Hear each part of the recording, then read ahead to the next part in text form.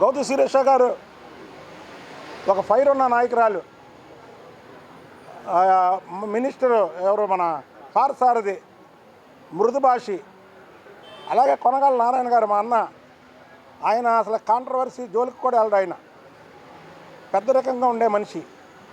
అయితే వీళ్ళు ఈ మొఖమాటంతోనే అక్కడ ఈ పేరు తెచ్చుకున్నారు. మీరు ఎంతో ఎత్తులో ఉన్నటువంటి వ్యక్తులు, ఎంతో మంచోళ్ళు కూడా. కానీ ఇవాళ ఒక్క క్షమాపణతో సరిపోదు. మీరే ఆలోచించుకోండి ఈ కార్యకర్తల మనోభావాలు. ఇవాళ ఒకటి చెబుతున్నానండి, జోగి రమేష్ ఇంటి మీదకి దాడికి వచ్చాడు, మా మీద కేసు పెట్టి.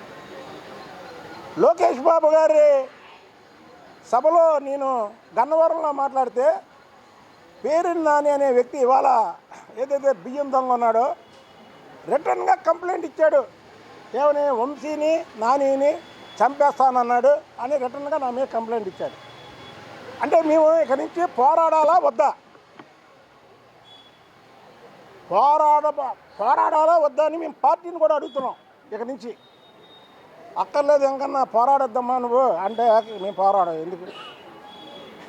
మాకేంటంటే చంద్రబాబు నాయుడు గారిని వాళ్ళ కుటుంబాన్ని అంటే మాకు ఒక ఇది. మేము ఎంత చేసి మాకే పదవులు లేకపోయినా మేము ఇంకా మేము మాట్లాడుతూనే ఉన్నాం, పోరాడుతూనే ఉంటాం. కానీ ఇలాంటి సంఘటనలు జరిగినప్పుడు మాత్రం మనసు బాధగా ఉంటుంది.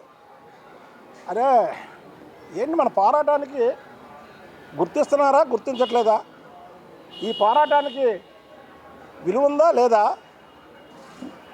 అంటే రాజకీయం అంటే అసలు ఉండాలా లేదా, ముందు రాజకీయాల్లో ఉండాలా లేదా అనే థాట్ కూడా నిజంగా నిన్న నుంచి నాకు వస్తుంది. ఇదేదో ఆషామాషిగా నేను చెప్పట్లా. మీరు చూడండి, నేను ఒక 10 సంవత్సరాలు బట్టి 12 ఏళ్ళు బట్టి ప్రెస్లో బాగా యాక్టివ్గా నేను ప్రెసిడెంట్ కాంచి మాట్లాడతా. పార్టీ లైను ఏ రోజు నేను దాటను. పార్టీ లైను అంటే పార్టీలో ఉండి చంద్రబాబు గారిని ఎవరైనా విమర్శిస్తా. అది చంద్రబాబు గారికి కూడా తెలుసు. ఒకసారి జేసీ దివాకర్ రెడ్డి ఓటింగ్కి వెళ్ళనన్నాడు. ఆయన నాకు బాగా సన్నిహితం. వెళ్ళకపోతే సస్పెండ్ చేస్తానన్న. చంద్రబాబు గారు నన్ను పిలిచాడు, నువ్వు ఎలా చేస్తావు అంకన్నా అని అడిగాడు. అంతేనండి, మిమ్మల్ని ఎవరన్నా నేను ఊరుకోనండి అన్న.